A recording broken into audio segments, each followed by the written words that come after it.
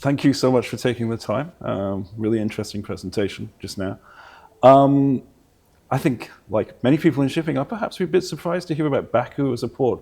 What does it offer the industry and the supply chain? Well, we offer alternatives to create sustainability. For example, when the supply chains were disrupted in the Maritime Silk Road, people see this as an alternative to move cargoes from Europe to China and vice versa.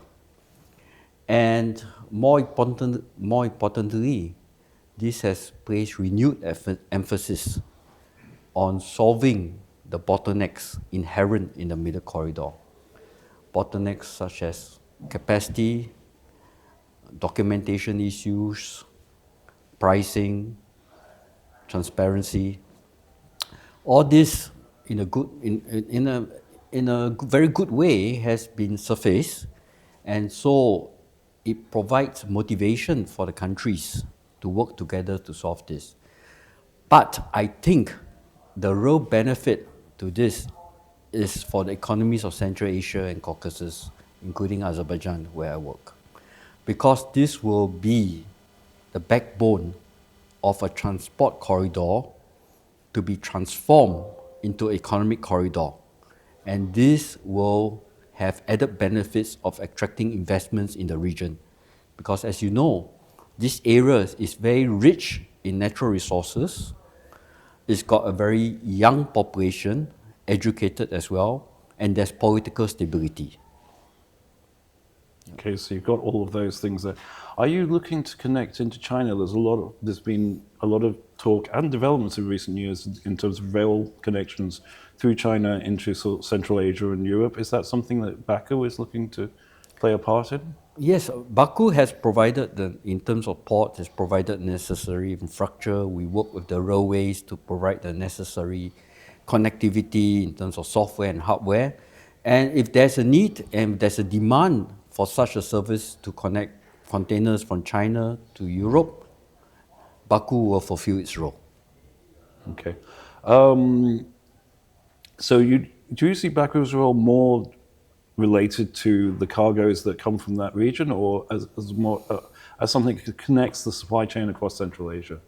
Both. We look at it as we are essential component of supply chain, and in serving that role, we become a connector for the different transport routes, intermodalities, transiting this middle corridor. In terms of actual shipping, do you have much in the way of actual ocean type shipping or cargo ships?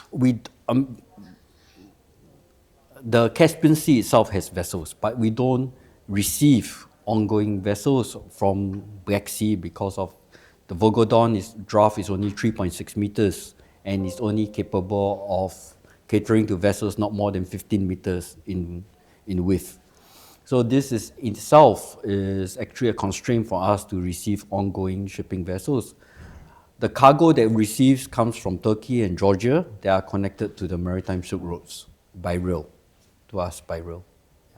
Okay, so you're looking very much at that intermodal space. Intermodal, yeah. And if I was going to come back and talk to you in 5 years' time, what would the advancements you'd expect to have seen in Baku in that port in that time? In 5 years' time, I hope I have an opportunity to talk to you again. But in terms of our so-called plans, we're going to develop phase 2. There's additional capacity of the port.